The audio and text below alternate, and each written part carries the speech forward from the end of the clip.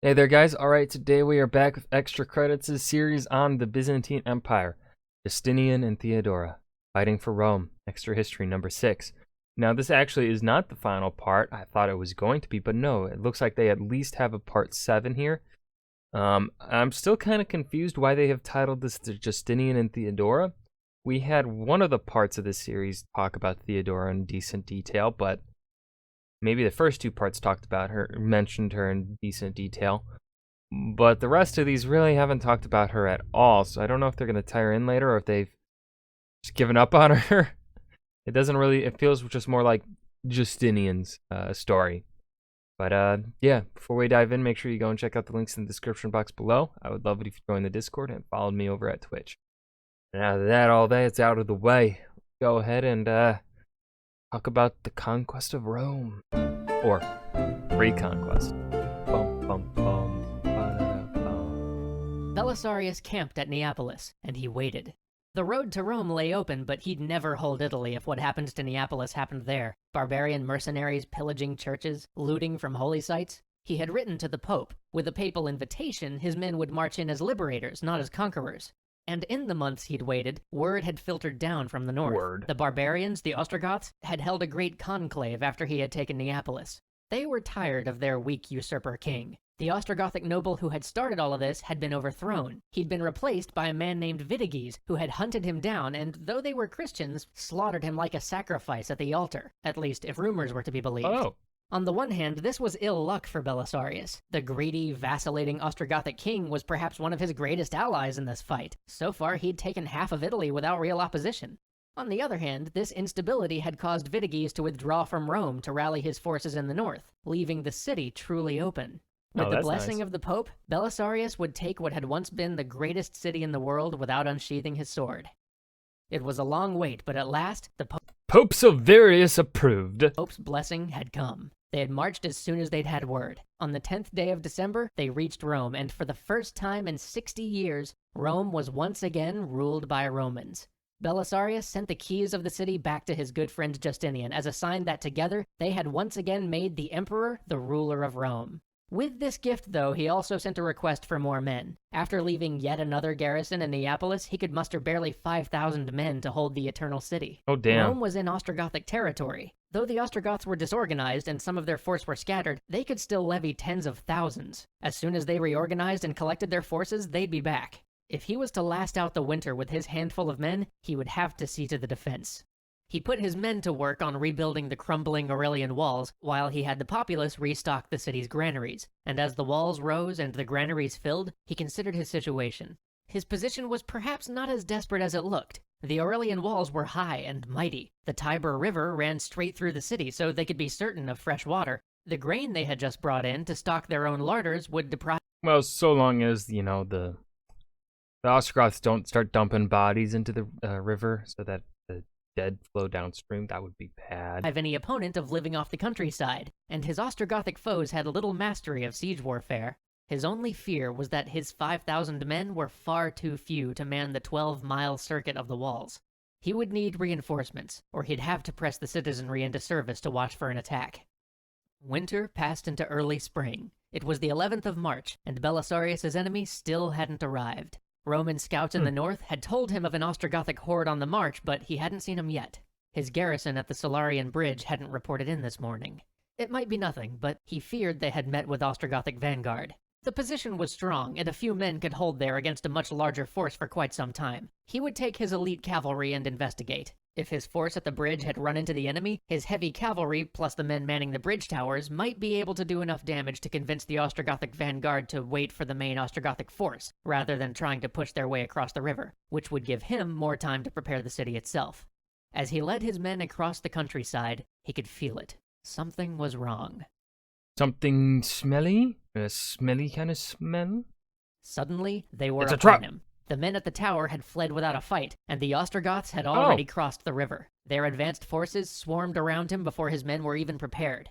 Then he heard it, in the Fire on the white-faced bay! rough Gothic tongue. The white-faced bay! Fire on the white-faced bay! They'd recognized his famous steed. Showers of arrows and darts fell upon him. Only the thickness of his armor and the strength of his shield kept him from 1,000 different deaths. "To Rome! Ride, men, ride!" His men crowded around him, covering him with their shields. They hewed their way out, cutting down foe after foe in a furious melee. It was chaos, dust and horses and screams all about, but then they were through. They'd broken through the enemy line and were riding on to Rome.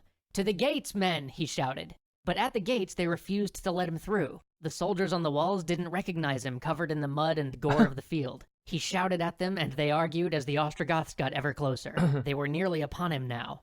"Men, at least we could die with glory," he shouted, and spurred his exhausted horse to charge the approaching horde. His men followed with him. They would go out as one last gleaming, glorious charge of Rome. But the pursuing barbarians were out of formation and not expecting an attack. His countercharge was devastating, and now it was the barbarians' turn to flee. Seeing all this from the ramparts, the garrison relented and let him re-enter the safety of the city, realizing that anybody attacking their enemy with such savagery must be their allies. Time passed, and the Ostrogoths settled in for a siege. They cut the aqueducts. For the first time in 1,000 years, Rome was without running water. But more on Belisarius' mind was that without the aqueducts to power the mills, he couldn't process the grain they'd stored up into flour, and without that, the city would starve. He'd been thinking on this problem for some time. He had a solution, but it was a wild one. He would put mills on boats. He would put them on boats, and he'd put them on the Tiber. He would then put a water wheel between the boats, and so long as the boats were moored to both banks of the river by good taut rope, they would stand still, and the wheel would turn. And so, the Tiber flowed, and the grain flowed, and the people had bread. But as the Ostrogoths learned of this solution, they tried to counter it by tossing trees and corpses into the river to break the ropes holding the mills in place. But to this too, Belisarius had a solution. He had a large chain stretched across the river, and simply had the men fish out anything that got stuck on it well before it reached the floating mills. And so, the populace of Rome was fed, but they were nervous. Inactivity breeds desperation in men. All the tradesmen and farmers and merchants had nothing to do. They couldn't practice the crafts to which they'd become accustomed, and so simply sat in their houses and talked. Talked at times of how it might be better if they surrendered. Belisarius saw only one option. He would make them soldiers. He wouldn't merely press them into service, he would give them pay. He would organize them into squadrons. He would make them proud to be Romans again. And with them, he would finally have enough men to watch the walls. The enemy was upon him. Today was, at last, the day. Men from the wall had just come to his camp to tell him that siege engines had approached. Great towers made for storming the battlements had been seen rolling toward them, and rams, covered, wheeled, and dragged by oxen, slowly made for his gates. Belisarius rode to the walls. He could see the fear in their eyes. His Romans, soldiers though he tried to make of them, were terrified of these machines of war. He surveyed the battlefield. Then he laughed. He took the bow from his back and loosed 3 arrows. 3 riders fell, and a cheer went up along the wall. "Fire at the..." Damn, excellent shot, Belisarius. Holy shit. "The oxen, men," he shouted. The siege was on. The hail of arrows from his defenders had felled the oxen dragging the Ostrogothic war machines, leaving the machines dead, inert hulks like the skeletons of giants just sitting in the fields before Rome. But while Belisarius had stopped the main assault, another force had gotten over one of the lower walls on the other side of the city with the aid of siege ladders. He whipped his famous steed along the city walks, gathering whatever troops he could to ride with him as he flew along the streets of Rome. As he reached the walls, he saw it. The men there were hard-pressed. He knew his small force wouldn't be enough to turn the tide upon the wall. But there was still one option. The men who were with him were horsemen. They'd be of little use on the ramparts, but out in the field, well... "Open the gates," he bellowed, and as the melee swirled on the walls above, he charged his men out, beyond the safety of the city. His cavalry crashed into the Ostrogoths still waiting to get up the siege ladders, and they broke, scattered before this terrifying assault, leaving the attackers already on the wall cut off. Belisarius looked out on the piles of ash standing before Rome. His men had reduced the immobile war engines to soot with arrows of fire. He had won the day. But how many more days? Even though the victory was great, it wasn't without its cost. How many more victories until he had no men left? He decided he would write again to Justinian.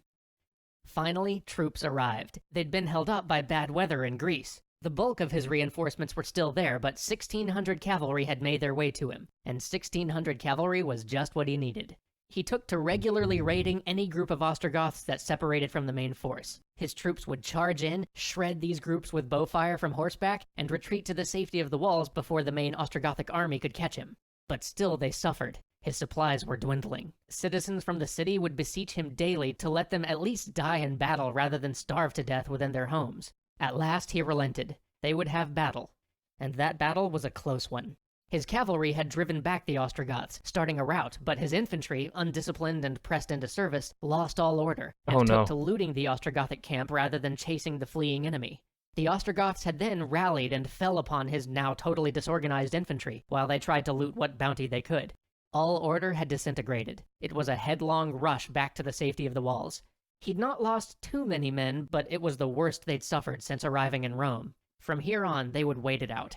But the Ostrogoths suffered too. Not long after the battle, the barbarians had sent an emissary to make peace. In order to work out the terms, they had agreed on a 3-month truce. But during these 3 months, Belisarius hadn't been idle. He had resupplied the city. His reinforcements had finally arrived, and he had fanned them out, slowly moving them to strategic locations all around the Ostrogothic force.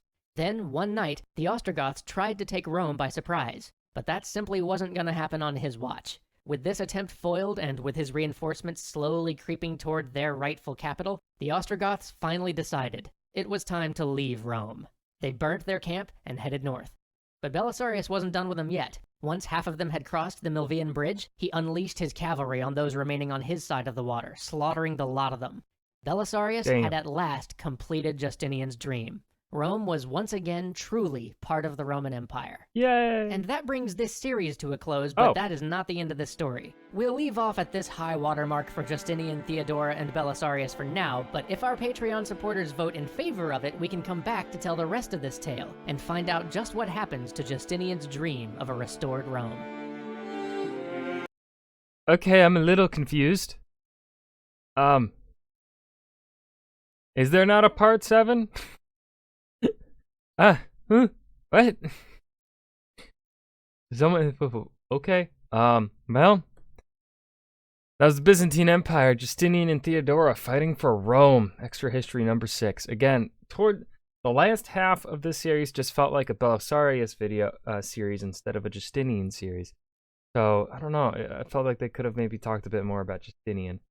Overall, it was decent. I think this deep dive into the fight for Rome was necessary, especially like compared to the previous video, which was what? That was the march from Sicily into Rome.